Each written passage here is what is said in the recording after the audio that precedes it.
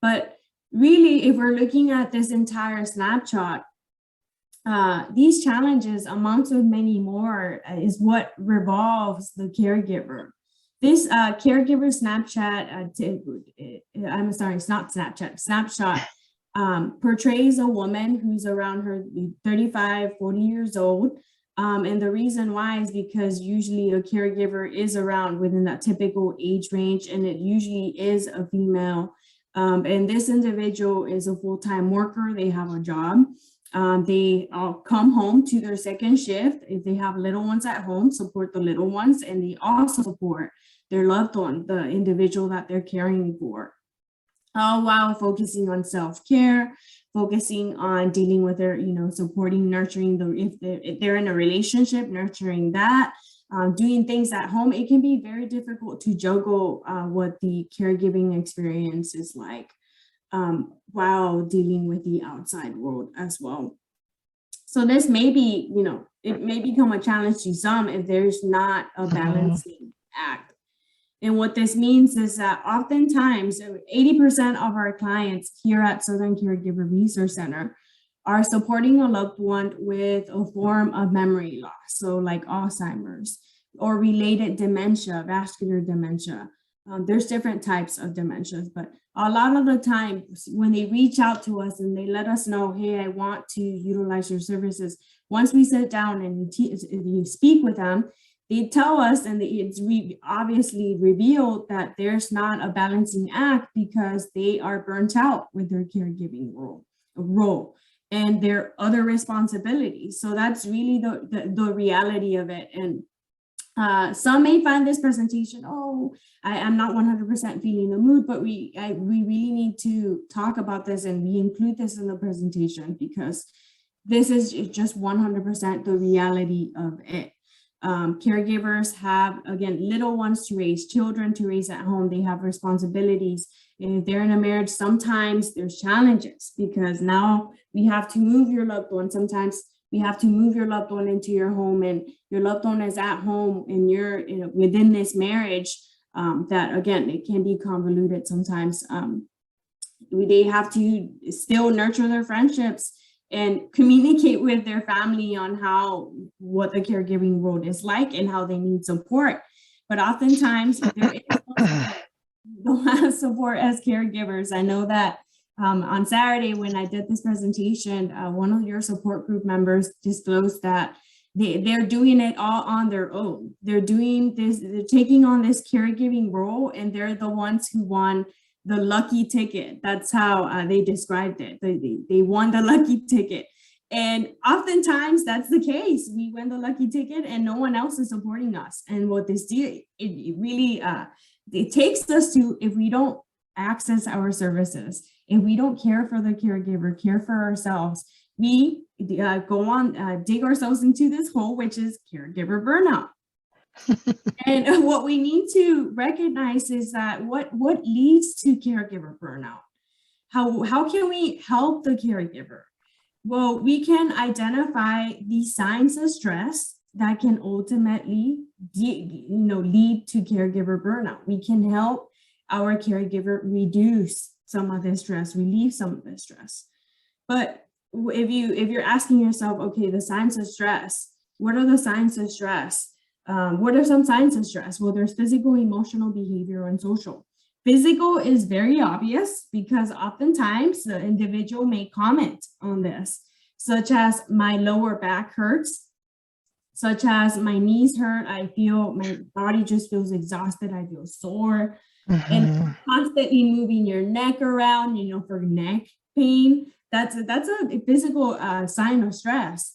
Emotional could be something such as maybe a lot of the times lashing out on your loved one. You realize that you're losing patience, your patience is just not there, or you realize that around others you become agitated a lot easier than before you were a caregiver. And these are, again, just some signs of stress that we can look out for in ourselves as caregivers. And if you're looking out from the outer lens as a care receiver, these are some of the signs that we can look out for. Behavioral could be picking up bad habits, or just picking up on a habit that we didn't have before. And you realized, oh, this is turning into a bad habit. Social could be such as, if you knew a caregiver, someone who is a caregiver, they used to be very outgoing.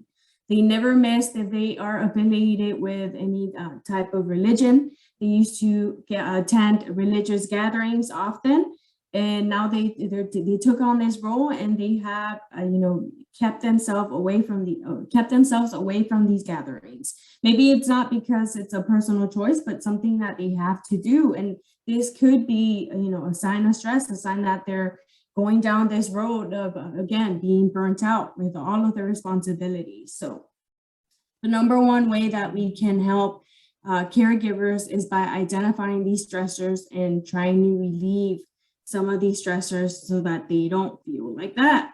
We want to be stress-free so that the caregiver is well, and that ultimately, again, the care receiver is well with them. When it comes to a diagnosis, when it comes to difficult situations, when it comes to making mistakes, this is one of the sayings that we always incorporate. And I like to say outside of SCRC is that we need to accept that there are things that we cannot change. And however, there are things that we can change the way we approach them. So what this means is that we cannot change our loved one's diagnosis. We cannot change that our loved one needs support. But however, we can change our mentality, our mindset on how we go about these things, how we make choices, how we accept our loved one's diagnosis. Maybe, again, there's a fear because we don't understand it 100%. But the way we can go about it and change that, the way we approach it, is by learning more about our loved one's diagnosis. So if you see someone who's stressed out, you can encourage them and provide them with what I just said, that they can go about it in a more positive way. And look at it, look about the situation on the brighter side. I know that that's a little corny for some, but that's just the reality. We can't change it. We can't change the situation, but we can move on. We try to do that every single day. So now that we know that, we know what the roles are, what caregivers do, the different levels of caregiving, the signs of stress, how can we go about what's next? We have a presentation called "I'm a Caregiver, Now What?"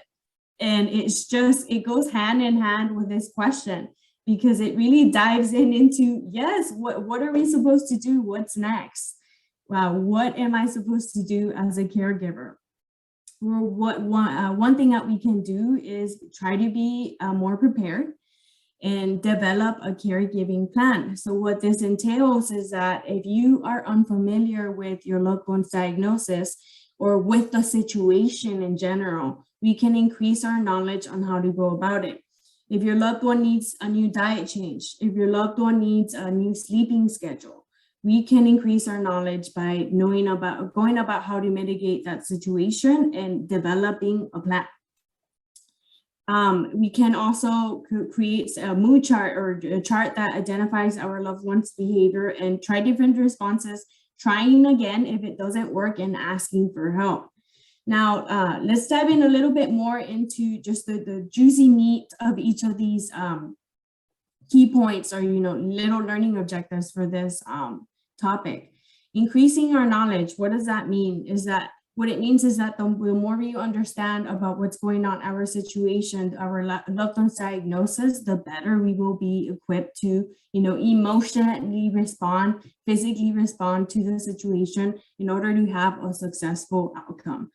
We want to make the experience, our loved ones and ourselves, our quality of life, the best that it can be to the best of our ability. And try to make it as enjoyable as possible. Try to make the experience as enjoyable as possible, and try to reduce some stress. So what better way to go about that than increasing our knowledge and learning a little bit more every single day to help ourselves as caregivers. And actually, for those of you who are watching me today, you're taking that step because you're here joining us today and watching me do this presentation.